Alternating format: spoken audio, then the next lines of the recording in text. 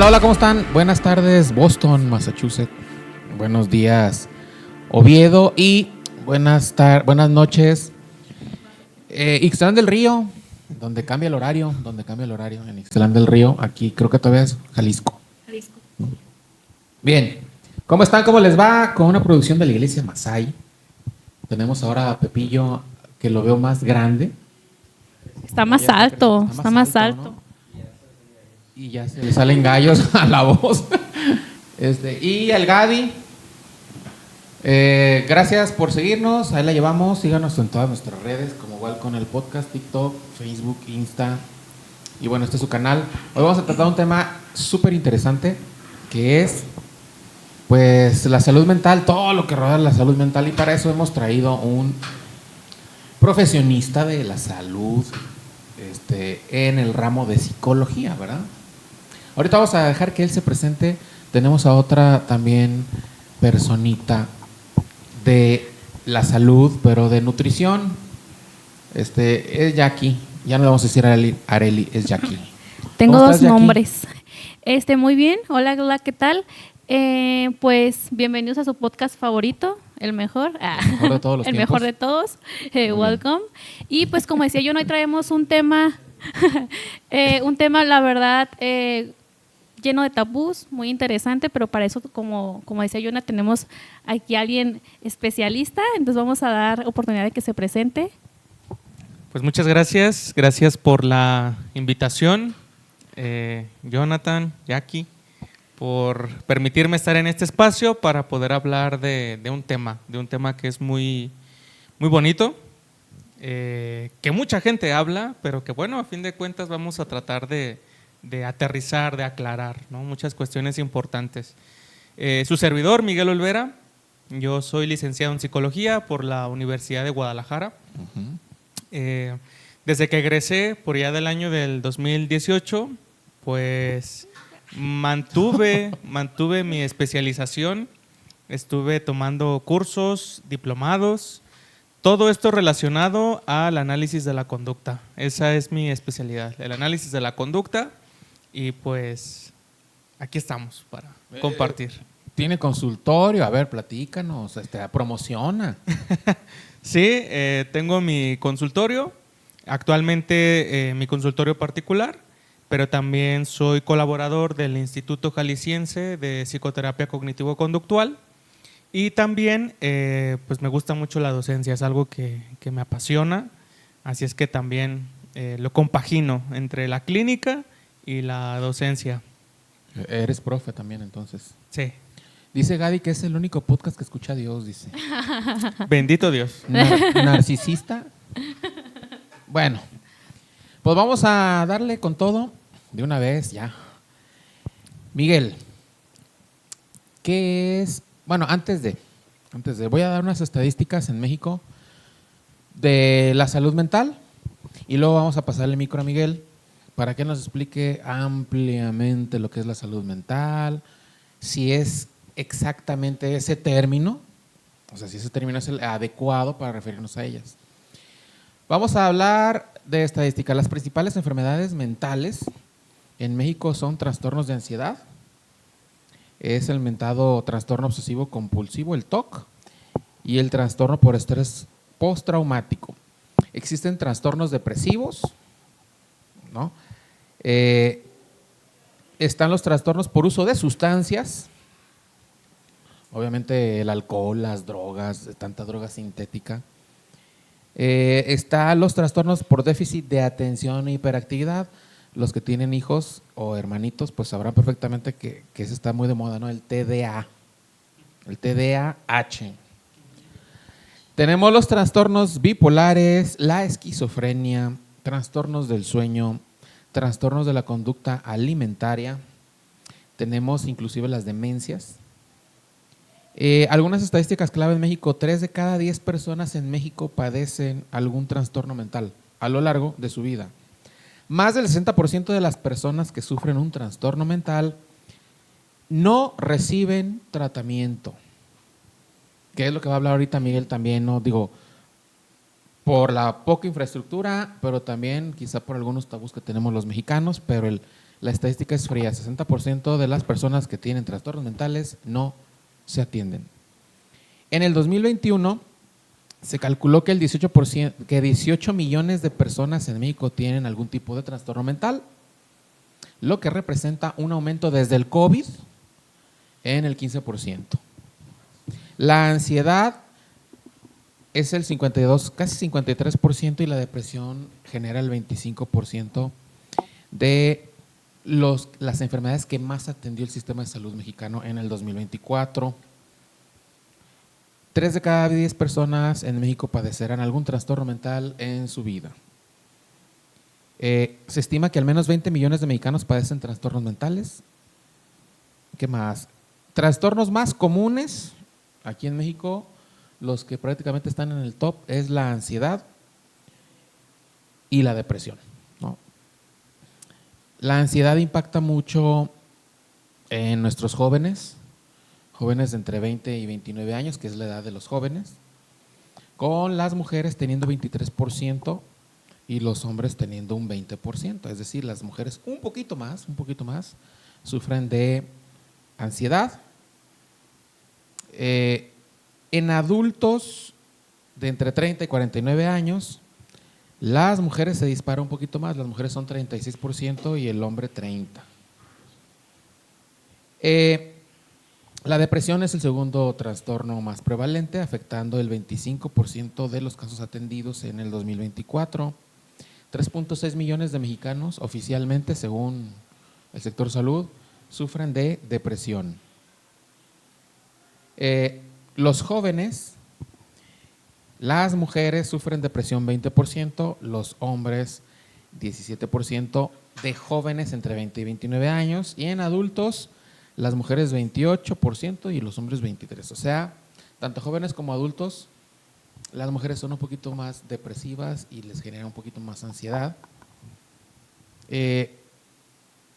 Otros trastornos destacados, pues es el de trastornos psicóticos, la bipolaridad, el postraumático. Y no sé si tengas otras estadísticas ya aquí. Sí, tengo otras estadísticas. En 2023, por parte de INEGI, hubo 8,837 suicidios en México. Ajá. Y el 81.1 fueron hombres en cuestión del suicidio. Y de ese porcentaje solo 3 buscó o se busca ayuda profesional. Y el 94% pues enfrenta barreras como la vergüenza, los tabús, que ahorita los vamos a platicar más adelante. Y pues yo le comentaba antes de que iniciáramos a Miguel que por qué las mujeres o por qué en las mujeres había más incidencia. Entonces él me platicó algunos puntos, pero antes de eso, Miguel, ¿por qué no nos explicas qué es la salud mental? ¿O cuál es el término correcto? Bien, pues bueno, acaban de dar un preámbulo sobre situaciones estadísticas, contextuales que vive el país en torno precisamente a la salud mental. Pero bueno, vamos aclarando, ¿no? ¿Qué es esto a lo que se le llama salud mental? Cuando hablamos de esta terminología, hacemos referencia precisamente a que una persona puede estar viviendo situaciones que van a estar desencadenando mucho malestar emocional, ¿sí? Y a veces podemos pensar, porque ojo aquí con los términos, si hay salud mental, debería de haber enfermedad mental, ¿no? Entonces vamos por partes. Primero, cuando hablamos de mente, a veces pensamos y localizamos a la mente en una parte de nuestro cuerpo que generalmente es la cabeza, ¿no? Y decimos que la mente se encuentra ahí, ¿no? Ubicada. Entonces a veces chécate, ¿no? Porque andas mal. Entonces, quiero aclarar una cosa. No es que la mente se encuentre localizada en la cabeza. Cuando hablamos de mente, estamos hablando de una cuestión de interacción. No es algo localizado. ¿No es algo físico? No, Okay. no. Hablar de psicología es hablar precisamente de cómo una persona interactúa y se comporta en su entorno, en su contexto y consigo mismo, consigo misma, ¿sí? Ahorita esto puede que esté un poco general, pero lo voy a ir aterrizando para que pueda quedar más claro para ustedes y para la audiencia. Y justo, Miguel, bueno, yo me sé un poquito qué es la salud mental según la OMS, o si existía el término. Claro. Es un estado de bienestar en el que una persona puede hacer frente al estrés normal de la vida, trabajar de forma productiva y contribuir a su comunidad. Dice que es un estado de bienestar. Sí, estado de bienestar y ojo ahí lo que aclara, ante una situación de estrés normal en la vida. A ver, hay que tener muy claro algo. Razones para sufrir siempre va a haber. Y no es por el hecho de que sufras que estés enfermo. A ver, yo me pongo a pensar, tú hablabas de una estadística que tiene que ver con el estrés postraumático, ¿no? Cuando hablamos de estrés postraumático, hacemos referencia a que una persona vive situaciones de suma intensidad, por así decir, que van a desencadenar muchos episodios de malestar emocional, ansiedad, frustración, desesperación, ta. No es que estés enferma, ojo aquí. Vámonos a las zonas de Michoacán, donde están constantemente conflictos armados entre personas del crimen organizado. Yo lo que esperaría que una persona sufra es estrés postraumático. Tú estás en tu casa, estás en la escuela y empieza la balacera. Creo que es más que comprensible que sientas un terror al pensar de que probablemente te van a matar. El miedo, el terror, todo lo que la persona experimenta es algo esperado, es algo normal. El estrés normal de la vida. ¿Sí? Es decir, vamos a estar expuestos. Ahorita me fui a Michoacán a una situación muy crítica, pero por ejemplo, cuando vamos a la escuela, cuando vamos al trabajo y que viene el camión y no nos da la parada, ya te estresaste porque ya vas tarde. O no pasa. O no pasa. No es que estés mal. Es que hay una razón causal que está provocando que tú te sientas así. Y el que tú te sientas así no es un problema, es un efecto. ¿Sí? Entonces, no hablamos de que una persona esté enferma. Hablamos de que una persona, por lo que está viviendo, se comporta así. Vuelvo a poner otro contexto, ¿no?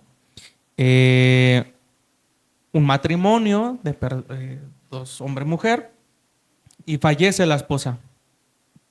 Entonces, el esposo entra en un estado de depresión, empieza a dejar de hacer actividades. Algunos. Otros van a tener fiesta. Algunos. Ahí va a depender de cómo era la interacción. Y justo entra esto, ¿no? A lo mejor es decir, no sé, tengo depresión y no puedo ni siquiera a lo mejor salir a la calle, ¿no? Y es lo que menciona aquí, son actividades diarias. O sea, que ahí ya entra, a lo mejor describe que para cuando sufres o tienes alguna, no sé si existe enfermedad mental. El término como tal de enfermedad, es que fíjense bien, cuando hablamos de enfermedad, hablamos de que algo, como una bacteria o un virus, invade el organismo. Pero es puntual, ¿verdad? Y lo enferma. Ajá, sí. Yo diría, ¿qué invade a tu cuerpo que te enferma mentalmente? Más bien es, ¿qué está pasando en tu vida que está provocando que tú te sientas así, que tú sientas depresión? Generalmente usa el término enfermedad mental, va, pero no es lo más adecuado el término enfermedad mental, porque no es que algo se enferme. Incluso hay algo que a mí me encanta, que yo se lo digo mucho a mis estudiantes de psicología, que un problema psicológico es un problema de adaptación. A ver, yo voy contigo, tú eres psicóloga, yo voy contigo porque tengo yo mucha ansiedad. Entonces, y yo me catalogo como que yo soy un ansioso y estoy enfermo de ansiedad. Pero cuando tú empiezas a analizar mi historia, porque tú eres psicóloga y empiezas a conocerme, tú te das cuenta que a lo largo de mi vida yo he aprendido a ser ansioso. ¿Por qué? Porque en mi contexto familiar todos gritan, todos se frustran, me señalan. No, cállate, no llores, los hombres no lloran, cállate. Vengo de un contexto que me ha enseñado A que cuando yo empiezo a experimentar mucha tristeza, mucho malestar emocional, no, cállate, no lo puedo expresar. No me extraña que en la edad adulta, cuando yo experimento mucho malestar emocional, no sé cómo manejar mis emociones. No estoy enfermo, es un aprendizaje que yo adquirí a lo largo de toda mi historia de vida y que a día de hoy no sé cómo lidiar con eso. No sé qué hacer con lo que siento. No sé qué hacer con este problema que estoy viviendo. Vuelvo a poner un caso de depresión. Una persona que se aísla, no es que esté mal. Se aísla porque es la forma en que ha aprendido a afrontar sus problemas, aislándose. Entonces, más bien, antes de catalogar de enfermedad, es entender. La persona se comporta así porque se está intentando adaptar a un problema que antes no había vivido y que no sabe qué hacer. Entonces, el profesional es eso. Un profesional de la psicología es ayudar a que una persona aprenda habilidades que le ayuden a adaptarse a esa situación que antes no había vivido. Entonces, por eso digo, no es tanto que enfermemos, ¿no? Es más bien, no sabemos cómo afrontar la situación que antes yo no estaba viviendo. Y justo es por eso, ¿no? Lo que mencionaba, o sea, Martínez, sufres depresión, sufres ansiedad, o la llamada ansiedad social, ajá, que no puedes salir, o sea, que no puedes caminar, no puedes ir caminando porque te empiezan a dar, por ejemplo, algún ataque, y justo es eso lo que platicabas, ¿no? ¿Cómo te enfrentas? A lo mejor, ¿qué haces con eso que sientes? Si no tuviste esa adaptabilidad desde pequeño, ¿no? Así es. Entonces, fíjense bien, cuando una persona presenta algún problema psicológico, dígase ansiedad, depresión, presenta una serie de sintomatologías. Por ejemplo, la ansiedad, ¿no? Una persona que empieza a tener estos episodios de temblor, sudoración, aceleración del ritmo cardíaco, creen que se van a morir, porque me pasa que llegan y dicen, es que siento que me voy a morir. Sí, sí se siente. Pero la evidencia científica nos dice que no te vas a morir, ¿no? Es una respuesta natural adaptativa, la ansiedad. Entonces, por ejemplo, explicando un poco más en ansiedad, yo me pongo a pensar, a ver, tú tienes a tu esposa. Me voy a permitir utilizar este ejemplo para explicarlo. Imagínate que yo soy un mago, ¿sí? Y que yo tengo el poder de quitarte todo ese malestar emocional que sientes. Entonces tú dices, es que yo tengo ansiedad, vale, yo soy mago, te voy a quitar la ansiedad. Ya no vas a sentir ansiedad. Solamente vas a poder sentir emociones agradables. Ok. Pero imagínate que ahorita en este podcast recibes una llamada. Insisto, esto no va a pasar, pero recibes una llamada donde te dicen, ¿sabes qué? Tu esposa acaba de tener un accidente y está muy grave en el hospital.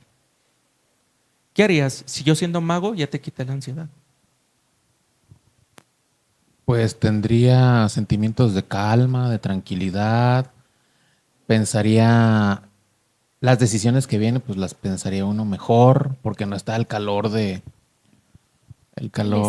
estrés, de lo que me invade, ¿no? Yo me imagino. Oye, tu esposa está al borde de la muerte. Ah, qué bueno. Pues ahí me la saludas. Ahora, si yo te quitara ese hechizo y tuvieras ansiedad, ¿qué harías? No. Ah, pues es que reaccionaría uno, pues, el nervio, malas decisiones. Yo creo que hasta suspendes el podcast y te vas, ¿no? Pues sí, pues sí. Sí. Es decir, Hasta choca uno a lo mejor. Ajá. necesitamos la ansiedad, porque la ansiedad va a hacer que te actives.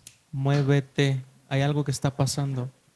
Es una respuesta. A ver, yo estoy recibiendo una noticia que es sumamente triste y desagradable para mí. Necesito la ansiedad porque me va a activar para moverme. Entonces, ¿la ansiedad es un mecanismo? Sí. ¿Un mecanismo de qué? De adaptación. De adaptación, la ansiedad. Completamente. No es una enfermedad, es un mecanismo de adaptación biológicamente relevante, necesario para la vida. ¿Y no es parte de defensa? Es que ahí entra precisamente toda esa parte adaptativa. A ver, me viene correteando un perro, yo voy a correr, voy a sentir una adrenalina. De esa expresión. Ajá. O corro o me paro a defenderme, a luchar, ¿no? Es decir, es una cuestión adaptativa y tiene una relevancia.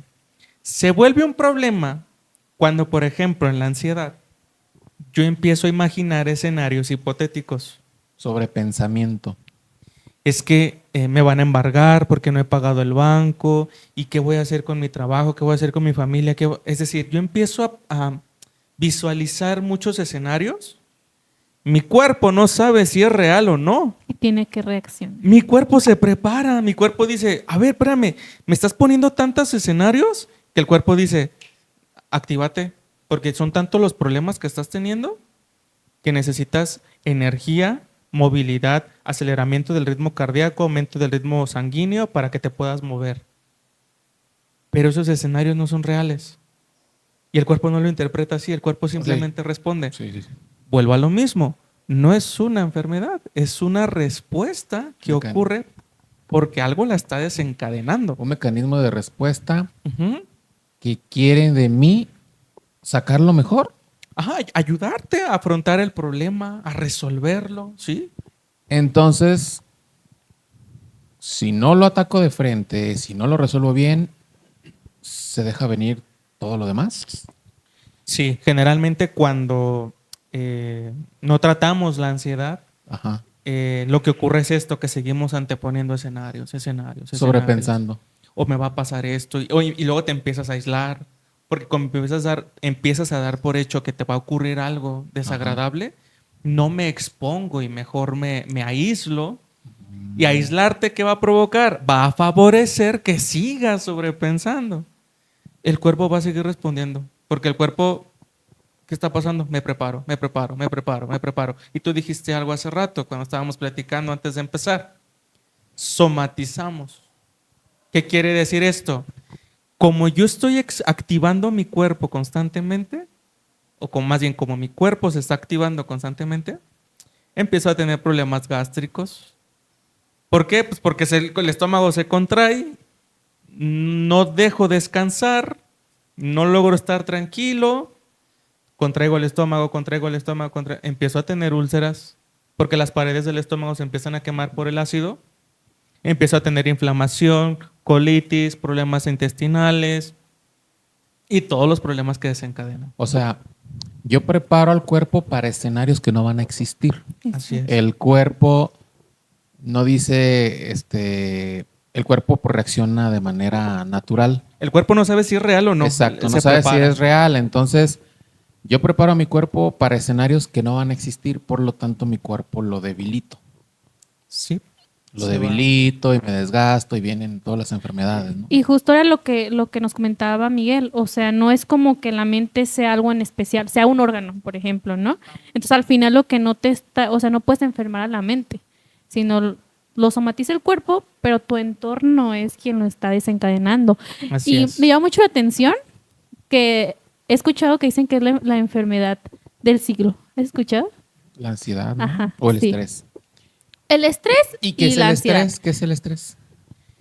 El estrés, del mismo modo, es una respuesta en la que la persona, ante una situación determinada, ¿sí? Vamos a poner un escenario, ¿no? Yo tengo que entregar, hace ratito que hablabas de tu trabajo, Jackie, yo tengo que entregar un reporte y tengo de fecha límite hoy a las 5 de la tarde y son las 3:30. Tengo una hora y media para hacerlo. Bueno, como tengo un escenario inminente, problemático, mi cuerpo se prepara con el estrés, empiezo a acelerarme, empiezo a ponerme un poco nervioso, frustrado, pero eso me va a ayudar a sacar el trabajo. El estrés lo que va a hacer es ayudarte a sacar el trabajo. Entonces, Es que el estrés es parte de la vida, o sea, de nosotros como seres humanos. Todo el tiempo estamos expuestos a estrés. yo leí un libro que se llama El don del dolor, de Paul Brand, con Philip Yancey, y él hablaba de la importancia del dolor en el cuerpo humano. Porque mucha gente, la idea preconcebida es no enfermarme nunca en mi cuerpo, yo no quisiera pasar dolor, ningún tipo de dolor. Él hablaba, por ejemplo, de las personas que tenían lepra. Las personas que tenían lepra, bueno, la lepra antes era estigmatizada, decían que se pegaba, se contagiaba, por eso aislaban a la gente en los leprocomios y todo eso. Pero Paul Brand fue un doctor inglés que se fue toda su vida a la India ya a estudiar la lepra. Y él dice que el dolor es bien importante. ¿Por qué? Porque dice, a ver, ve a un leproso. La lepra es la insensibilización al dolor. Por ejemplo, una persona leprosa puede caerle una piedrita en su zapato y puede andar con ella todo el día y no siente dolor. Cuando llega a su casa en la noche, se lo va a quitar y va a tener una herida. Esta herida, como el cuerpo no está preparado porque el cuerpo no siente dolor, entonces esta herida nunca va a cicatrizar, nunca va a sanar. Y por eso viene la lepra, porque el cuerpo no manda, a través del dolor que sentiste con la piedrita, como el cuerpo no siente dolor, no va a mandar para que se cure. Entonces, por eso decía el doctor Paul Brand, es bien importante el dolor, porque el dolor lo que hace es un mecanismo para ayudarnos a favor nuestro, o sea, a favor nuestro, para eliminar a lo que tenemos mal. En este caso, la piedrita en el zapato. En cuanto tú sientes la piedrita, órale a quitarte el zapato. Yo imagino que es parecido entonces lo que estamos hablando, ¿no?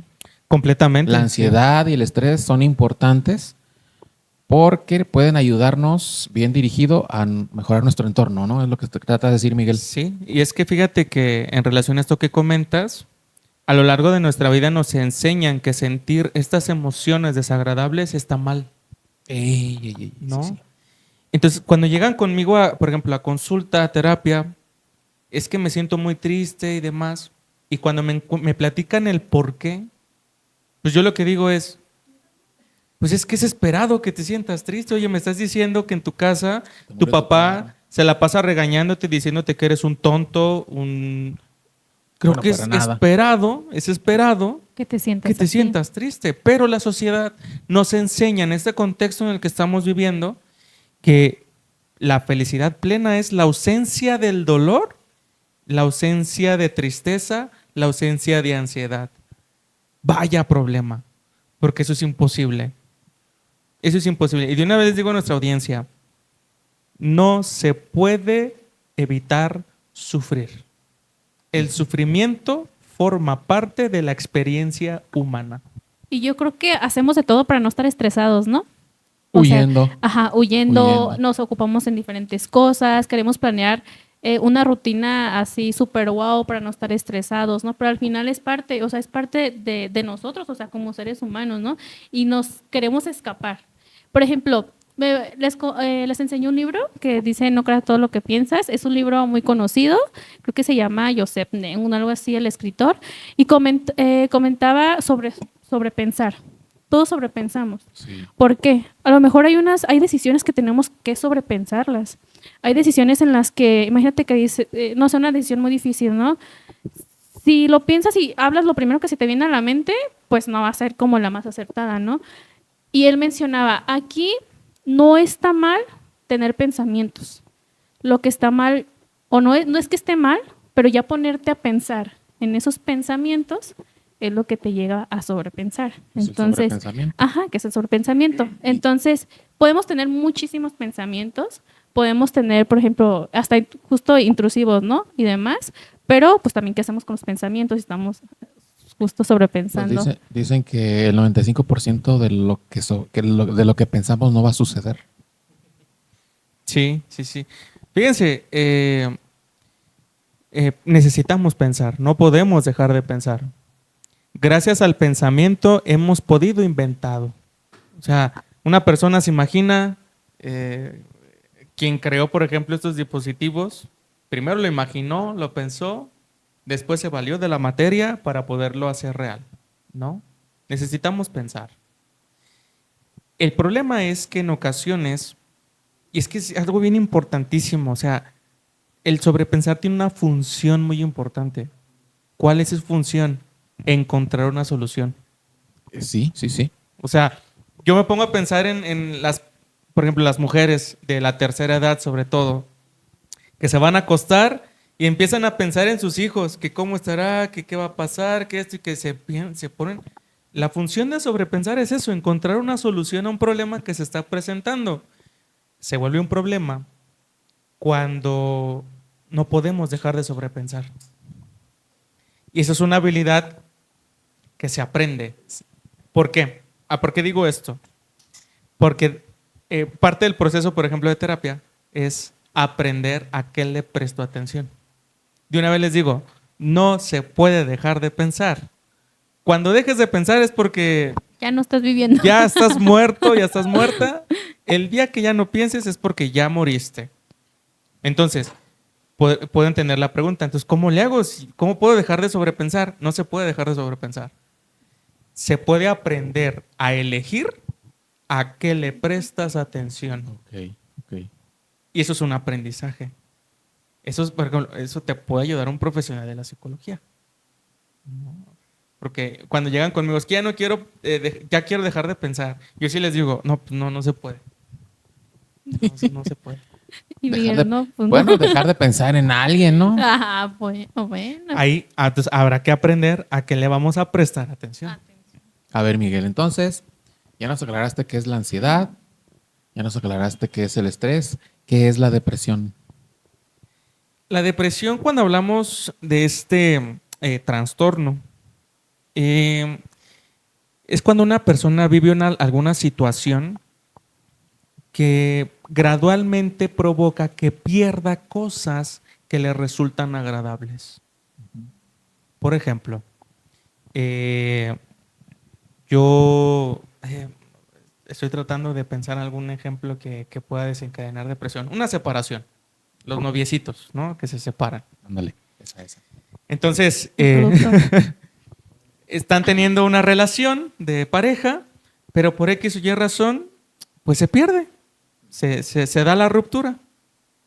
Entonces, la chica o el chico que está viviendo la ruptura amorosa empieza a experimentar una serie de emociones muy desagradables: tristeza, frustración, desesperación, culpa.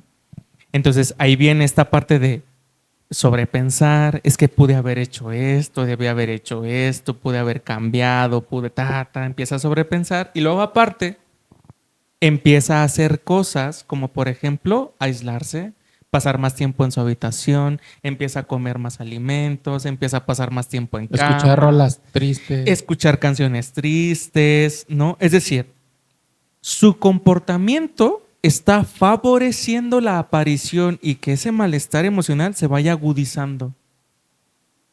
Entonces, vuelvo a lo mismo. La depresión es una respuesta adaptativa. Es la manera en que la persona aprende a vivir su dolor, ¿no? Y eso lo que está favoreciendo en realidad es que ese dolor se vuelva más grande. Y no lo sabe manejar, se vuelve más grande. Y es que, por ejemplo, ¿cómo lo manejas si no te enseñan, no?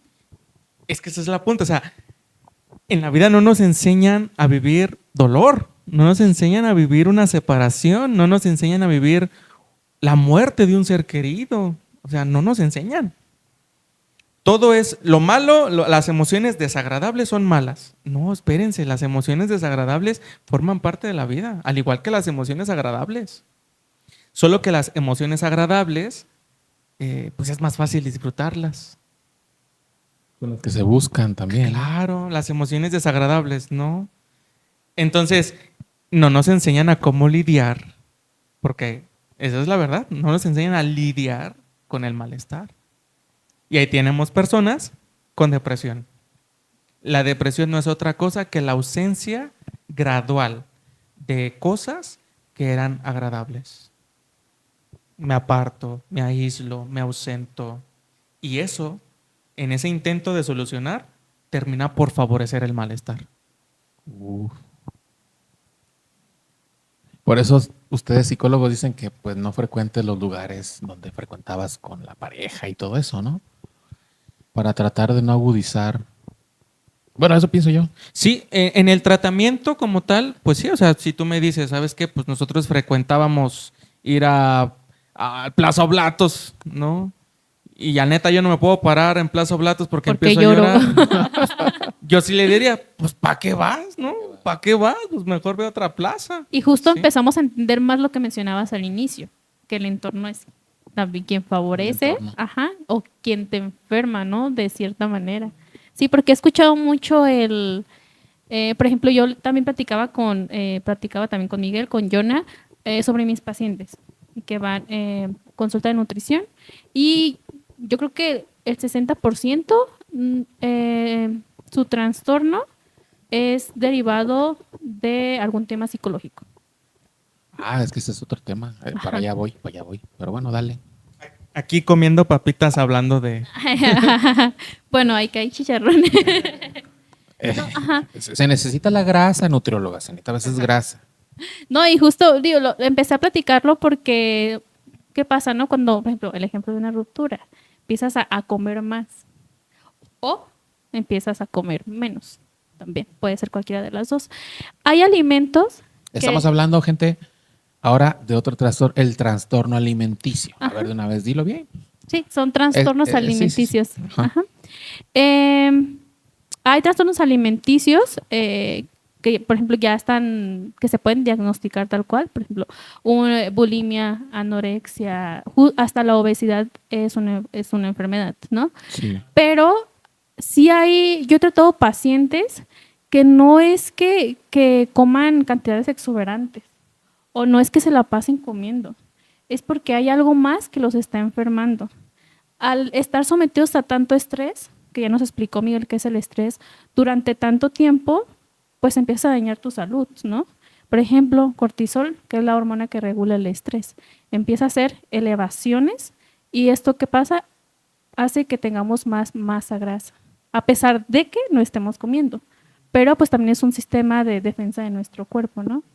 Hay alimentos también, y lo relaciono mucho, que nos provocan esos sentimientos o esas, sí, o sea, como sentimientos o esas sensaciones agradables. ¿Qué es lo que pasa en la depresión? Nos comentaba Miguel, es gradual. Entonces empiezas a tener a sentir más cosas desagradables, entonces tengo que buscar algo que me dé eso que estoy perdiendo. Y en este caso, los trastornos alimentarios, pues puede ser alimentos, como puede ser alcohol, como puede ser alguna droga, como puede ser justo hasta otra persona, ¿no, O Miguel? sea, Ajá. quieres equilibrarlo con dopamina, ¿no? Ah, exactamente, a eso voy. Hay alimentos que nos provocan, bueno, que hacen que esa sensación, por ejemplo, derivada a la dopamina, y pues regularmente son alimentos pues no tan saludables, ¿no? Que producen placer. Ajá, que como producen placer. Explosiones de sabor. Exactamente, es que voy a eso, o sea, yo puedo decir, a ver, ¿por qué yo, a pesar de saber que la marihuana es dañina, me sigo fumando mis porros? Por lo que consigo de manera inmediata. ¿Qué consigo de manera inmediata? Una sensación de placer, de alivio, de calma. Lo mismo ocurre acá. Yo estoy viviendo una separación, empiezo a aislarme, empiezo a experimentar muchísimo malestar emocional. Ah, bueno, los dulces, los chocolates, Quieres las frituras, equilibrarlo. me dan de manera inmediata Sí. una sensación de bienestar que a fin de cuentas es lo que estoy buscando, ¿no? Entonces, y aquí quiero puntualizar algo. No es que la persona esté mal con lo que hace, porque podemos decir eso. Es que estás mal porque te la pasas comiendo papitas, estás mal porque te la pasas comiendo chocolates, refrescos. Lo que hace un psicólogo es, a ver, a mí no me importa si está bien o está mal. Esa es la realidad. Ujú. A mí lo que me importa es, ¿qué te está llevando a que te estés comportando así? Eso es lo que a mí me importa. Y aquí quiero hacer un paréntesis. Un profesional de la psicología jamás va a emitir juicios. Un profesional de la psicología lo que va a hacer es entender, conocer y analizar un problema. Es que está mal que fumes. No, a ver, espérame. ¿Qué te está llevando a que fumes? ¿Qué consigues con fumar? Un alivio, una calma, al quitar el estrés. Me toca ver en los trabajos, ¿no? Que terminan de desayunar y vamos por nuestro cigarro. Es como un momento que favorece la convivencia, favorece la relajación.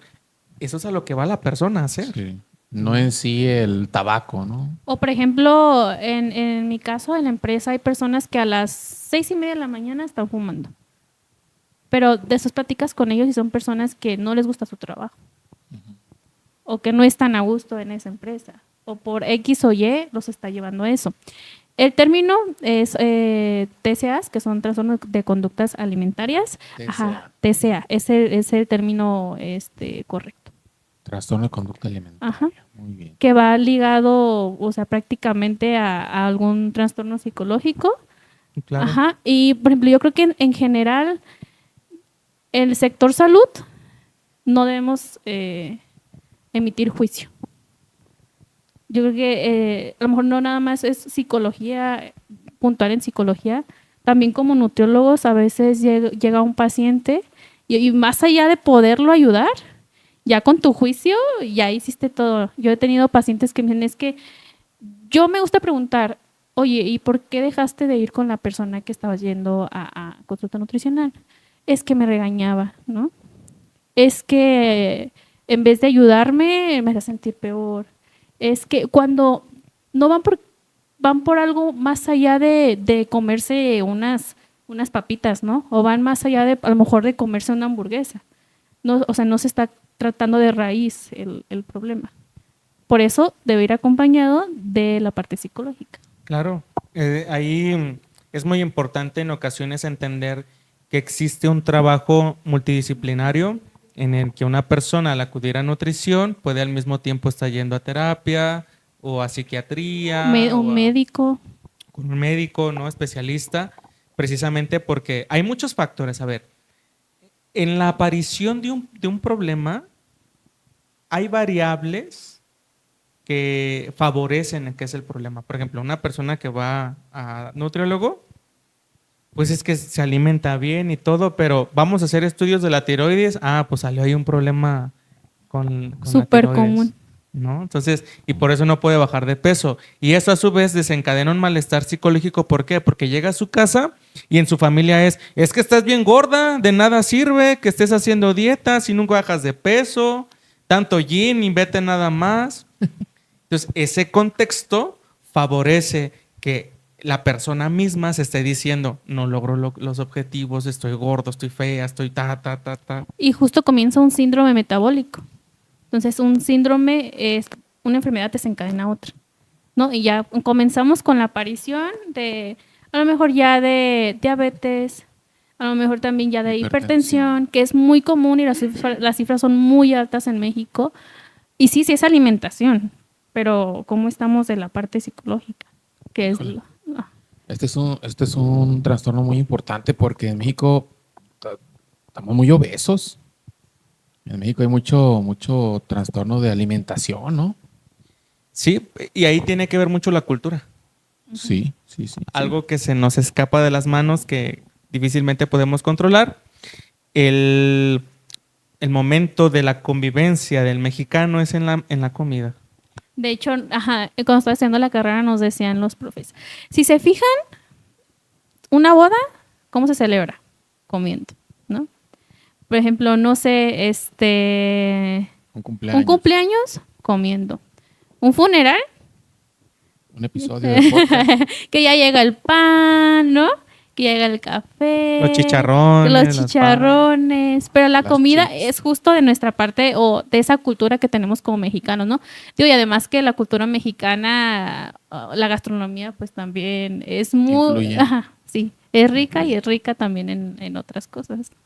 Entonces, es justamente, ¿no? El contexto favorece la aparición o el mantenimiento tanto de problemas de salud como también problemas psicológicos. Y al final también son, porque no le podemos como echar toda la culpa a eso, ¿no? También es hábitos, pero son justo hábitos que vamos adaptando, ¿no? Que a lo mejor es muy complicado, si te pongo un ejemplo, no sé, fulanito corre, todos los días corre, 8 o 10 kilómetros, lleva buenos hábitos, nace su hijo y su hijo comienza a tomar o adaptar esos hábitos, ¿no? Entonces empezamos desde casa. Y es muy común ver a mamá con sobrepeso, papá con sobrepeso e hijo con sobrepeso. Ahí ya estamos hablando del contexto y estamos hablando de variables. Completamente. Bueno, Vamos a hablar de otro trastorno muy famoso, el TOC. Sí, significa trastorno obsesivo compulsivo. ¿Qué es eso? La obsesión viene precisamente a que una persona atiende un pensamiento una y otra y otra y otra vez que lo lleva a una compulsión. Vamos a suponer, se me viene ahorita a la mente una película que se llama Tok Tok. Si no la han visto, les invito a que lo vean. Tok Tok lo pueden encontrar en Netflix. Está padrísimo, es comedia. Y se vino a la mente una mujer que justamente salía de la casa, pero luego empezaba a decir, apagué el gas. No sé si apagué el gas. Los frijoles. El gas, dejé la estufa prendida. Es decir, empieza obsesivamente a atender un pensamiento y el pensamiento la lleva a la acción. Se regresa a la casa. Y ya va y se fija que queda bien, bien cerrada la llave del gas. Y ya descansa. Y descansa. Y se vuelve a salir porque iba a un mandado. Y ya cuando estaba el agua, cerré la de esta del agua y ahí va de regreso. Y luego se vuelve a ir, sí cerré la puerta y ahí va. Entonces, el toque es eso, la repetición constante de un comportamiento que pues puede desencadenar mucho malestar emocional. Mucho, mucho. Entonces, es algo que sí se presenta y que pues puede ser atendido con profesionales que estén capacitados. Si me permites, por ejemplo, me gustaría también hablar de una relación muy importante entre profesionales que tiene que ver la ayuda psiquiátrica. ¿No? Ok. Y aquí aclaro. ¿Quién es un psiquiatra? Un psiquiatra no es psicólogo, un psiquiatra es un médico. Una especialidad. Entonces, es un médico que se ha especializado en psiquiatría. Porque me ha pasado que las personas van a terapia o me dicen, no, antes voy con el psiquiatra, primero con el psiquiatra. Ok, ¿qué va a hacer el psiquiatra? Es un médico. Te va a dar un fármaco y ese fármaco, ¿para qué te va a ayudar? ¿Va a ayudar? Sí. Vamos a un caso de ansiedad. Tengo mucha ansiedad, mucha ansiedad, mucha ansiedad. Yo voy con el psiquiatra, me receta un fármaco, cetralina. La cetralina es un compuesto químico que va a hacer que esas respuestas de activación fisiológica se inhiban, porque es un depresor. ¿Te va a ayudar? Sí. ¿Resuelve el problema? No. Por lo tanto, es un apoyo en conjunto. Es que no resuelve tu entorno, ¿no? Es que no resuelve la raíz, Sí, que, en que es el que entorno. es el entorno. Y es la diferencia del modelo médico al modelo psicológico, porque es lo que decimos. No es que estés enfermo. El modelo médico sí te ve como enfermo. Por eso te ha dado un fármaco. Para curar. Para curar. En el modelo psicológico no enfermas. En el modelo psicológico es, hay que hacer cosas para generar cambios en tu vida. Y ahí viene una terminología muy importante. Tú con un médico eres paciente. ¿Por qué eres paciente? Porque esperas el apoyo del profesional para que haga un efecto. Es decir, yo espero que el fármaco haga un efecto en mí y se solucione el problema. Eso es ser paciente. Desde el modelo psicológico es consultante. ¿Por qué? Porque en el modelo psicológico no te sientas a esperar. En el modelo psicológico es, Actuar. tienes que actuar. Y decisiones. Decisiones. Y la terapia en eso ayuda. A ver, es que Miguel, yo no sé cómo poner límites. Ah, bueno, pues la terapia te va a enseñar a poner límites, pero vas a lograr poner límites aprendiendo a poner límites y poniendo límites. O sea, el psiquiatra no te va a dar, no te va a ayudar. ¿Y por qué digo esto? Porque ahora quiero relacionarlo con estos sustancias placebas. Que las flores de Bach, que ciertas gotitas que me alivianan. Hay unas gotitas de marihuana, un compuesto que lo separan, que no crea adicción, pero que aliviana. Que ya llegan conmigo y es que me tomo mis gotitas de marihuana, mis flores de Bach y todo. Sí, te van a calmar, Te relajan. pero no resuelve. ¿Y la raíz? No resuelve. Y no es porque yo esté desacreditando a otras personas que hacen esto, pero es evidente, o sea, llegan con no soy el único, con mis colegas que llegan que están tomando su homeopatía, sus flores de Bach y todo, y el problema sigue, sí, el problema sigue, porque te da un efecto inmediato, pero no resuelve.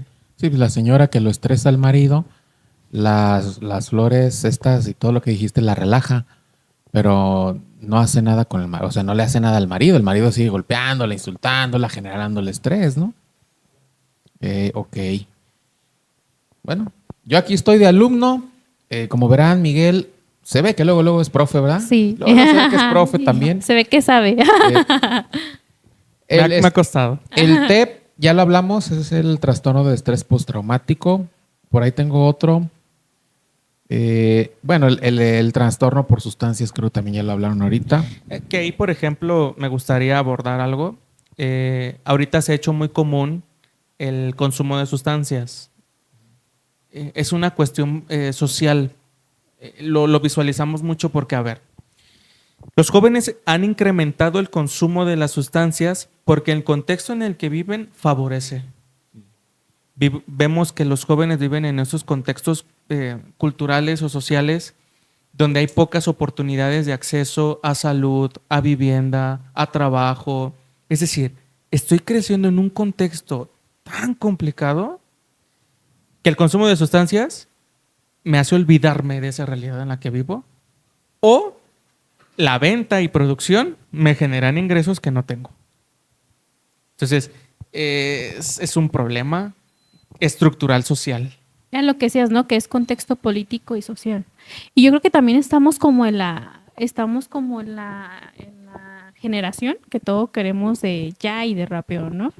Por ejemplo, los jóvenes, ahorita, bueno, entre jóvenes, bueno, no estoy tan joven, ¿verdad? Pero el chiste es que todos tienen ansiedad, ¿no?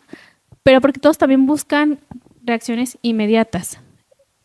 Por ejemplo, TikTok. TikTok tienen que ser reels o tienen que ser clips de muy pocos, o sea, ni un minuto, segundos. Y a veces ni sabes lo que estás viendo, solo estás scrolleando, o sea, estás.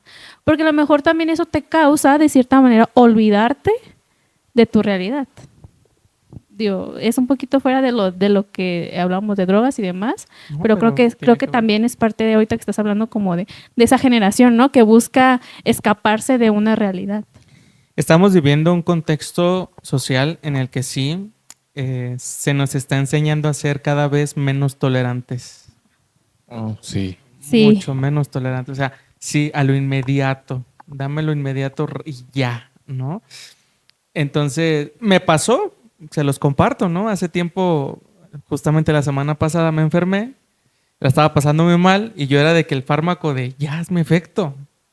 Es decir, el contexto nos está orillando y nos está enseñando a tener prontitud, pero sorpresa, hay que aprender a que no todo es inmediato, ¿no? Y aquí, por ejemplo, quiero abordar el tema del uso de las redes sociales. Está habiendo un problema grave, yo considero que es grave, porque llegan a consulta y me dicen, oye, es que vengo porque tengo TDA, trastorno de déficit de atención. Y yo, ok, ¿tienes el diagnóstico del psiquiatra o del neuropsicólogo, de otro especialista De que te lo haya TikTok. dado? No, es que lo vi en TikTok. La chica decía que si yo cubría 5 de esos, pues, y yo los cubrí los De 5. esos 6, ¿eh? Entonces, pues tengo TDA y por eso vengo. Yo, pues no, o sea, ahí se trata de educar. No porque un video te diga que si cumples 5 criterios tienes ansiedad, depresión, TDA, autismo, No. Y las personas ya llegan etiquetadas. ¿A qué me refiero? Se ponen una etiqueta. Y a veces justifican muchos comportamientos en base a la etiqueta. Me ha pasado estudiantes que están ahí en el aula. Compañero, compañera, preste atención, lo que estoy diciendo es importante. Perdón, profe, es que tengo TDA. A ver, no, espéreme. No justifiquen conductas con una etiqueta. Y eso es lo que estamos viendo mucho ahorita. O sea, se ponen etiquetas y les encanta ponerse etiquetas. La invitación es, no se pongan etiquetas. Y es una cuestión grave que estamos viendo mucho los psicólogos en consulta. O justo lo que decíamos, ¿no? De que también usan mucho el término de narcisismo. Ajá, que ya todos son narcisistas, ¿no? Ok, porque ya todos tienen, tú que te dicen que eres narcisista. No solo los que Yona. no son profesionales, dicen, soy narcisista. Espérate, pues que mejor me diga Miguel, ¿no? Ustedes. Sí, sí. Fíjate que, bueno, yo soy profe y he visto muchas conductas de alumnos. Ya me valen sus conductas. No, ya me vale si sí o si no. Pero sí he visto conductas de unos 5 años a la fecha muy raras. Sobre todo en el déficit de atención. Que ese es otro trastorno, el TDA. Trastorno de déficit de atención, que lo estaba ya manejando Miguel. Yo creo que los jóvenes de hoy no son tolerantes a la frustración. Y eso puede causar cierto tipo de trastorno de ansiedad, ¿no? Porque como dijo Miguel, ellos quieren el premio ya. Espérate, pero ¿cómo llegas a él? O sea, hay que esforzarse y esto. No, es que no quiero pasar por eso. Te va a tocar sufrir porque, a ver, en un partido de fútbol, que uno está viendo a tu equipo favorito va a atacar, pero también lo van a atacar. Le van a meter gol a tu equipo, vas a sufrir con tu equipo. A uno de tu equipo quizás lo expulsen, lo amonesten. A tu equipo lo encierran en la portería, el otro lo están baloneando. Pero bueno, al final de cuentas son 90 minutos y tu equipo a lo mejor en algún momento genera la estrategia para ellos empezar a avanzar y a lo mejor meten gol y ganan. La gente nada más quiere ganar. Yo he visto eso, ¿no? Yo no soy profesional, pero he visto eso. Entonces, ese es el famoso TDA, ¿no? El déficit de atención. ¿Qué más quieres agregar? Pues el TDA, insisto, es una etiqueta, no explica, pero generalmente son personas que muestran mucha hiperactividad, vaya, y poca habilidad de retención y atención a ciertos estímulos.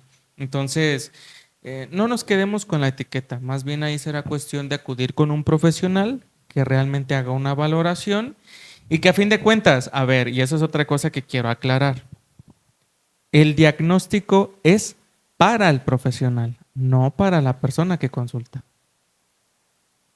Yo diría, ¿de qué te sirve decir que tengo TDA? Más bien lo que importa es qué habilidades puedo aprender para poder hacer frente a los problemas que estoy teniendo por ese trastorno que me diagnosticaron, ¿no? Y eso precisamente consiste el proceso de psicoterapia. La terapia no es otra cosa que un especialista capacitado va a brindarte herramientas, Exacto. habilidades para que tú puedas hacer frente a Tu entorno. a los problemas que estás viviendo. De hecho, en el trabajo, un conocido, nunca lo mencionaba y una vez lo comentó, tengo TDA. Entonces alguien le hizo como un comentario de que todos dicen que tienen TDA, ¿no? Pero él ya estaba medicado. O sea, es como la diferencia, ¿no? A lo mejor como es de no tener un diagnóstico, también a tener un diagnóstico. Cuando hay un diagnóstico, hay fármaco, sí. Que vuelvo a lo mismo, el fármaco no resuelve porque me ha tocado ver que las personas tienen este diagnóstico y solo van con psiquiatría.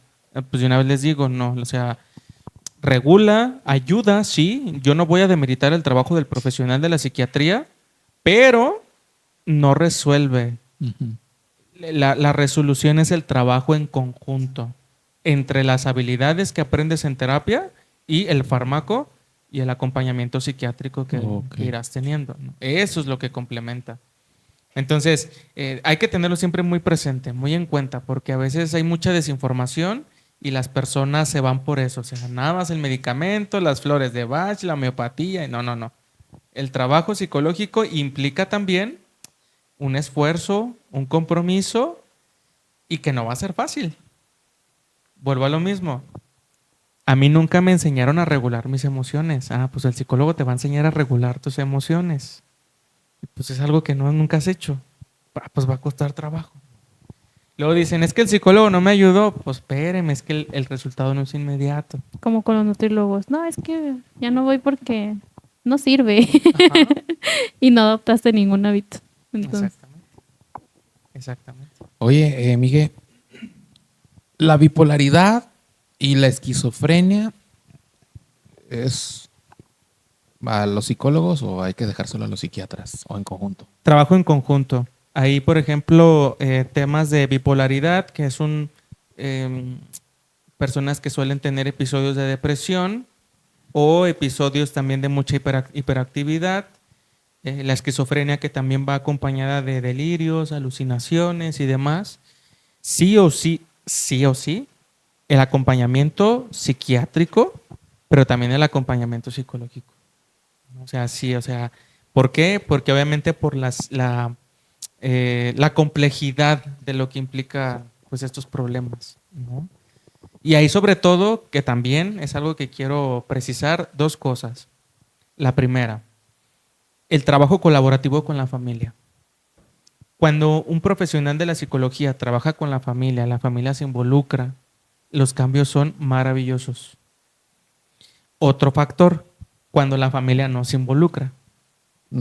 Que a veces pasa, ¿no? Que no se involucra y que yo sigo llegando a mi casa, me siguen invalidando, me siguen diciendo que soy tonto, que estoy gordo, que estoy feo, que... Ok, enseñarle habilidades a la persona para que el impacto del problema de su contexto sea menor. Y que también aprenda a cómo poner límites, a cómo comunicarse, a cómo dialogar. Ojo, la terapia no es magia, ¿eh? No es magia, no resuelve todos los problemas. La terapia es un proceso que te va a enseñar habilidades. Eso es la terapia. Luego platicas y ya no vas con el psicólogo, no es que me di de alta solo, ¿no? Luego se dan de alto solo, sí me pasa. Sí, y más, digo, suena como chiste, ¿no? Pero es más esta parte a lo mejor de no quiero adoptar nuevos hábitos o no quiero trabajar justo en lo que sé que está mal. Porque también hay personas que saben, o habemos personas que sabemos las cosas, pero es más fácil huir que trabajar en eso que no nos enseñaron. Y está ya bien cañón, ¿no, Miguel? Porque pues tú les dices, oye, tú me dices a mí, a ver, Jonathan, tienes que hacer esto y esto para sobrellevar, no sé, una pérdida. Pero pues ya que tú puedes hacer, o sea, si yo no quiero, si yo no lo sigo, si yo no sigo las recomendaciones que me diste, pues está difícil. Ahí es un trabajo, nosotros, el nombre técnico se llama moldeamiento verbal. Okay. Es un trabajo de ir explicando. Voy a poner un ejemplo, otra vez con las separaciones de pareja, ¿no? Porque es muy común esos casos en clínica. No asustes, Miguel. Es que ya nos separamos, ya nos dejamos, pero me sigue buscando. Y me sigue mandando mensajes. Y me sigue diciendo que regrese y que tas. A ver, si él mantiene esas acciones, es porque está siendo atendido. Es decir, ¿estás respondiendo a los mensajes? ¿Lo estás dejando en visto o estás dejando o sea, la persona mantiene eso porque a fin de cuentas tiene un acceso, ¿no? Entonces, parte del proceso es, si quieres que de verdad tu ex te deje, pues cortemos. ¿Cómo se llama? ¿Cómo se le llama? Contacto cero. Puede ser el contacto cero, ¿no?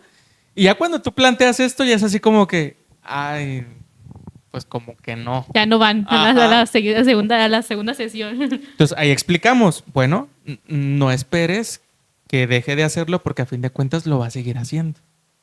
Y tu queja va a ser constante porque a fin de cuentas estás haciendo todo para que el problema siga. Vuelvo a lo mismo, no es que estés mal, no sabes cómo establecer esos límites. Bueno, vamos a enseñarte a poner límites, a hacer todo eso. Oye, y ya estamos entrando ya en la recta final, ¿no? Miguel, ¿cuáles son los factores que pueden generar estos trastornos que hemos hablado? Hay factores ambientales, lo que decía del contexto que influye a que un problema psicológico se dé. También hay factores biológicos, como por ejemplo el tema de la esquizofrenia, que puede darse por un problema en el neurodesarrollo, ¿no? Que a fin de cuentas todo lo relacionado con lo neurológico no lo atiende el psicólogo, lo atiende el psiquiatra, lo atiende el neurólogo. Lo que a mí me importa es cómo esta persona con este diagnóstico se le complica interactuar en su contexto y cómo también su familia podemos enseñarle a que pueda vivir con una persona que tiene algún trastorno de este tipo, ¿no? Entonces, eso es lo que le importa a la psicología, pero también puede haber factores biológicos que desencadenen este tipo de problemas, ¿no? Y en el entorno, pues están las redes sociales, ¿no? Las redes sociales generan mucha ansiedad. Estereotipos sobre todo, ¿no? Me ha tocado ver casos de chicos que generan mucha depresión porque no tienen el estilo de vida, Que se ve en las Que redes. los influencers. ¿no? Y es que o sea, los influencers te muestran una vida maravillosa, de lujo, perfecta, plena, feliz, en donde no hay sufrimiento, y esta persona vive en un contexto de mucho sufrimiento, ¿no? Entonces, yo quiero una vida así. Pues sí, hay que entender una cosa. Todas las personas seleccionan un comportamiento que es a ojo público. Entonces, yo me tomo la foto donde me muestro feliz, pero después de tomarme la foto puedo seguir enojado con mi pareja. No, o sea, posamos para la foto, dice que nos amamos, y ya cuando se tomamos la foto, ay, ya está para allá, ¿no? Entonces, seleccionamos conductas que queremos que estén a ojo público.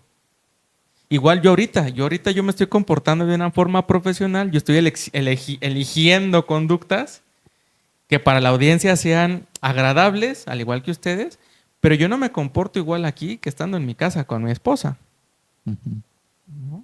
Es decir, el contexto favorece el cómo nos comportamos también. Y nosotros, por nuestra historia de vida, elegimos cómo comportarnos también. Es un vaivén, ¿vale? Fíjate, los niños que nacen en un entorno de pobreza, miseria, que tienen un solo papá, violencia. Ahora, ¿cómo toma sentido pues tanta violencia hacia la mujer, por ejemplo, ¿no?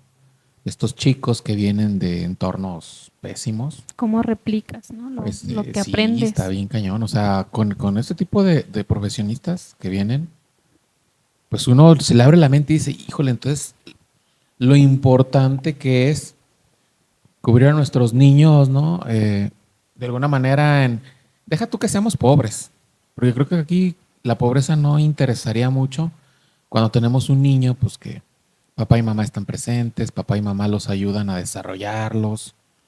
Y yo me pongo a pensar en todos los niños que no pueden ser así, potenciales violadores, potenciales asesinos, potenciales, no sé, se me vienen tantas cosas a la mente. Qué complicado es, ¿no? Nuestro entorno mexicano. Cuando van los papás y me dicen, oye, ¿puedes atender a mi hijo? Cúramelo, porque luego me dicen eso, ¿no? Cúramelo. Yo sí les digo a los papás, a ver, si hay psicólogos especialistas en niños, eso lo aclaro. Yo no me especializo en niños, pero sí les digo a los papás, a ver, papás, vengan ustedes también. O sea, sí el niño, pero mi prioridad me gustaría que fueran ustedes. Porque los papás pueden favorecer que un problema siga o que un problema cambie. Porque el niño, a ver, el niño está aprendiendo, el niño está creciendo. El niño no sabe qué está bien, qué está mal. El niño está aprendiendo. Luego también hay muchos tabús, ¿no? Sí. Necesitamos, en México hay mucho tabú de que, no, pues yo para qué voy con el psicólogo, yo no estoy loco. Y me gustaría enfocarlo un poquito, Miguel, hablando de que buscamos una salud integral, ¿no? O sea, que sea mente, que también sea cuerpo, pero yo creo que también sea espíritu. Entonces, entrando un poquito también más a platicando de esos temas, por ejemplo, nosotros que somos cristianos, contamos con tabús, contamos con muchísimos tabús, ¿no? Que ahorita ya está un poquito, ya se conoce un poquito más, que ya hay más información, que han ido de cierta manera, y yo creo que hasta en cierta población y en cierto contexto, disminuyendo, ¿no? Pero, por ejemplo, mira, te quiero leer algunos. La depresión es la falta de fe, ¿no? Que a veces Yona no me dejará mentir, ¿no? También eso. Pero pues también en la Biblia nos menciona que hay personajes bíblicos que también sintieron tristeza, justo porque es parte de nuestra humanidad. Depresión, ¿no? Elías sintió depresión. Ajá, exactamente. Por ejemplo, otro, si ahora no necesitas terapia, sí, pero yo creo que también Dios puede obrar a través de psicólogos, o sea que también puedes acercarte con personas que saben de este tema, que también te pueden asesorar, que te pueden ayudar. Y otro tabú, los cristianos no deberían de tener ansiedad también. Y yo creo que ahorita se aclaró un poquito más con todo lo que platicabas, ¿no? De tu entorno, del contexto, que no nada más es la mente se enferma. Y Jesús sintió angustia. De hecho, a mí se me hace muy padre y yo me pongo a pensar cuando tengo ciertas emociones y no comparo, pero sí me pongo a pensar en el que Jesús tuvo que tomar forma de hombre para también poder sentir y poder entender eso, ¿no? Justo sintió tristeza, sintió miedo, sintió hasta de cierto modo coraje, ¿no? Entonces también podemos ver esos tabús que ahorita tenemos también nosotros como iglesia. Sí, es común que en las comunidades religiosas se pongan muchas reglas. O sea, tú no puedes sentirte así porque Dios lo es todo, Dios sana. El otro día había una publicación de una señora que decía, es que me siento muy mal, necesito ayuda. Y le decían, ora, reza, acércate a Dios, Él cura todo.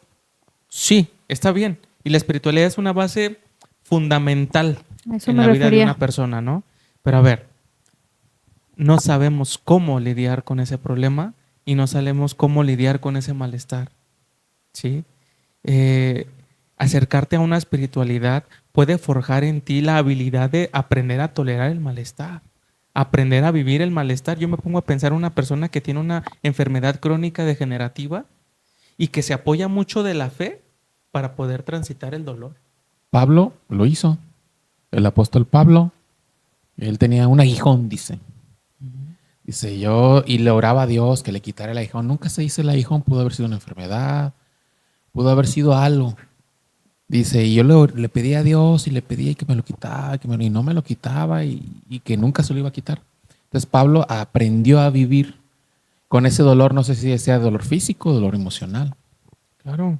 Entonces, la espiritualidad, en lugar de ayudarnos a quitar lo que es natural, mejor que nos ayude a vivir lo que es natural.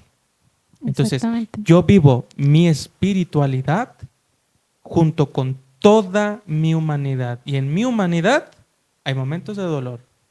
Y mi fe me puede ayudar a vivir esos momentos de dolor. Un dato.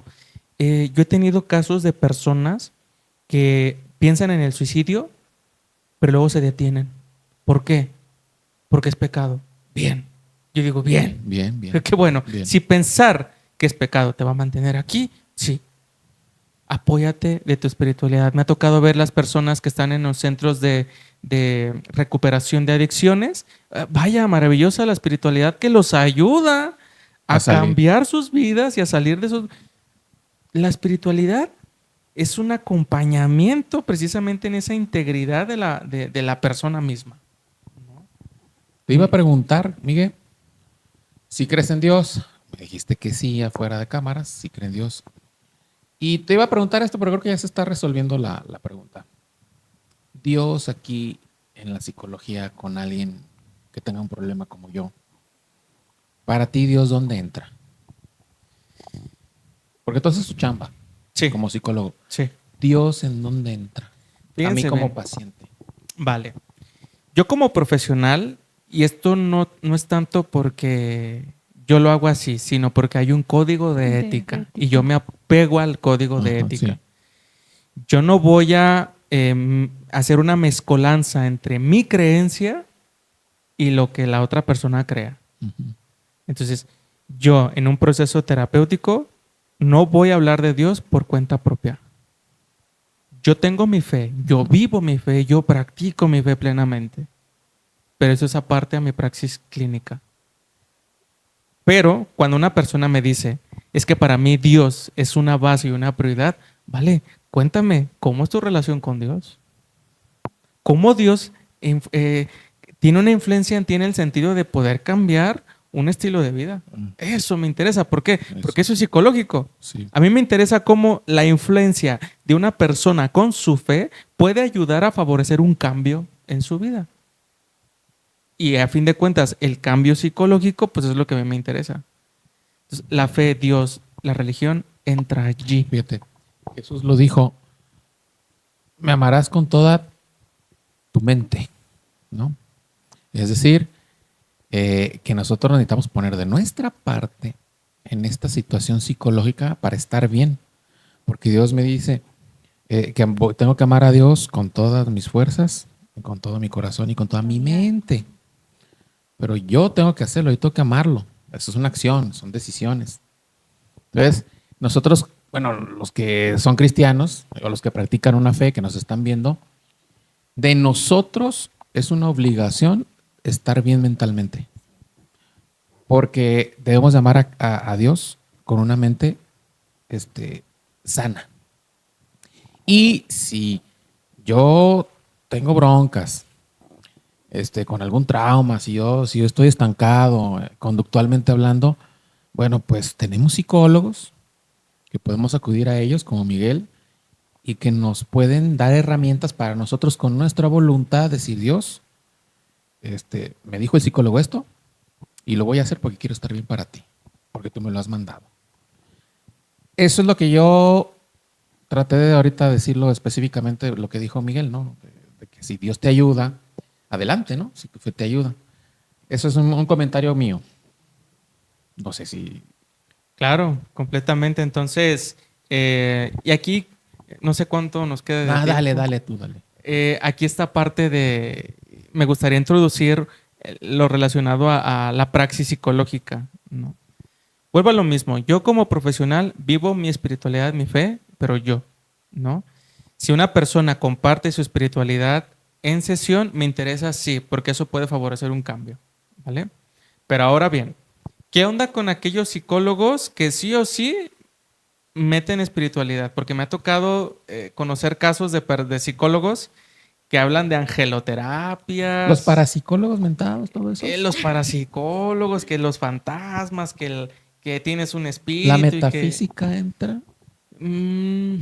Es que habrá que ver qué tipo de metafísica. La metafísica aristotélica, que es a fin de cuentas una rama filosófica, no sé ahí. Esoterismo. El esoterismo. A ver, o por ejemplo, psicólogos que hacen tarot. Que Sí.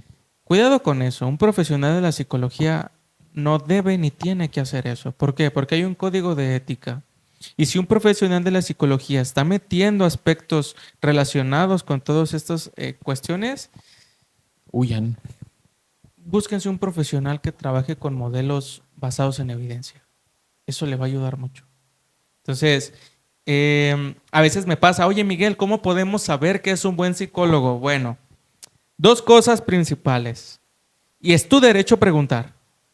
Cuando estés en tu primera sesión, ¿cuentas con título? Si el psicólogo te dice que no, vámonos de ahí. Segundo, tiene que tener título y cédula profesional. Sí. Pregunten las cédulas profesionales, porque a veces pasa que tú vas con un psicólogo, con una psicóloga, que no es psicólogo, que no es psicóloga, que tomó un curso que es contador, pero que tomó un curso de psicología de 2 meses y ya da terapia. No, error, eso es un grave problema al bienestar psicológico, no hay que hacerlo. Incluso hay que denunciar, porque eso es una usurpación de funciones. Sí, pueden hacer grave. mucho daño. Es Pues, gravísimo. como el caso daño. sonado de la abogada que daba consulta psiquiátrica. No, y les daba fármacos, o sea, literal. Y su cédula era abogada, Ajá. que justo está en proceso. Sí, está llevando un juicio penal. Entonces, esa es mi invitación. Y ojo, no se queden solamente con que tiene título y cédula. Formación continua. El psicólogo tiene que estarse formando continuamente. No basta lo que vemos en la carrera. Entonces tú pregúntale, oye, ¿qué cursos has tomado? Y, o sea, conoce al profesional que tienes delante de ti, porque estás poniendo en las manos de una persona algo que es muy sensible, tu bienestar psicológico. Sí. Mucho charlatán. Exacto. Mucho charlatán. Hay que tener cuidado. Entonces, que Reiki, que angeloterapia, que parapsicólogos, a ver, no. Pregunten bien. Eso va a ayudar mucho porque se trata de tu bienestar psicológico. Pues Miguel, desde tu primera intervención que duró, desde los primeros 2 minutos que interveniste, a mí me abriste mucho el panorama. Yo no pensaba así de la ansiedad, ni el estrés, ni la depresión. ¿Alguna conclusión que quieras darnos? Pues agradecerles que ustedes como canal y como comunidad religiosa tengan la iniciativa de hablar de estos temas. Tú dijiste que a veces es tabú, pues quitemos ya esos tabús. No es de locos ir al psicólogo. De hecho, la locura no existe, es un término inventado. Entonces, no es que estemos mal. Ir con un profesional de la psicología es ir a aprender habilidades que me van a ayudar a hacer frente a mis problemas. El otro día llegó un hombre de más de 50 años con estas creencias en torno a la psicología y su motivo de consulta es: no sé cómo relacionarme con mis hijos. Qué maravilla. ¿Y lo mandaron o fue a pie? Él fue a pie y fue maravilloso. Entonces, quitémonos estas creencias de que es porque estamos mal. No, no, no, no, no. Es para aprender formas de cómo lidiar o cómo resolver situaciones que estás viviendo en tu vida. Para eso es la psicología. Y qué bueno que se den estos espacios. Yo les agradezco mucho que lo hagan. Y yo creo que también como conclusión, la fe y la ciencia sí pueden unirse. Claro. Sí pueden trabajar en conjunto. Yo creo que se dice que honremos a Dios con todo lo que somos. Una parte muy importante también es esa parte mental, ¿no? Es esa parte de cómo reaccionamos, cómo nos comportamos. Entonces, Miguel, pues agradecerte toda la información, las explicaciones y que tomen en cuenta, ¿no? También los puntos que mencionaste de cómo manejar las cosas, buscar un psicólogo, donde puedes buscar también esa ayuda y demás, ¿sale? Entonces, te agradecemos muchísimo. Y para terminar, queremos Miguel, ¿lees la Biblia? Sí. ¿Tienes un texto favorito? Me gusta mucho la pasión. Es un reconfortante. Pero algo que me encanta es cuando está Jesús acercándose a la barca, caminando sobre las aguas y le dice a Pedro que vaya. Uh-huh. Y Pedro va al inicio bien animado, pero luego le entra el miedo. Pedro es el claro ejemplo de la humanidad. Exacto. Y de una fe que se entrega completamente a Dios, a pesar de sus limitaciones, a pesar de su miedo, a pesar de que lo negó. Y con Pedro Dios manifiesta su gran amor y su gran misericordia. Y ese pasaje donde Pedro siente miedo y se empieza a hundir, a ver, pues aquí estoy, ¿no? Ese pasaje a mí me reconforta y me llena de mucha vida. Bueno, nuestros invitados dejan su nombre, la fecha de hoy y su texto favorito, ya sea que te lo sepas de memoria como cita o que lo quieras poner en escrito. Escoge aquí desde el frente. Acá estuvieron los del primer año, acá están los del segundo año. Mientras Miguel pone su firma. Les queremos recordar que si han llegado hasta aquí, gracias, denle like, compártanlo, de verdad, vayan a psicólogos, quiten tabús, vayan con profesionales, que sean profesionales, déjense de la pseudociencia, nada más les va a quitar su dinero. Estamos en las redes sociales, igual repito, Instagram, Facebook, TikTok, como Walcon el podcast. Compartan no monetizamos, nosotros no vamos a monetizar este canal, compartan esta información. Y por último, hay que preguntarle a Miguel dónde tiene su consultorio, Miguel. Sí. Por favor. Yo tengo mi consultorio, tengo una pequeña asociación con estudiantes y ahí yo colaboro con ellos, soy quien los dirige. En frente del templo expiatorio, ahí tienen su consultorio dentro de una clínica que se llama Clínica Provista. Ahí pueden encontrarme. Y también colaboro en el Instituto Jalisciense de Psicoterapia Cognitivo-Conductual. Ahí son un equipo de profesionales altamente capacitados que atendemos problemas pues de todo tipo.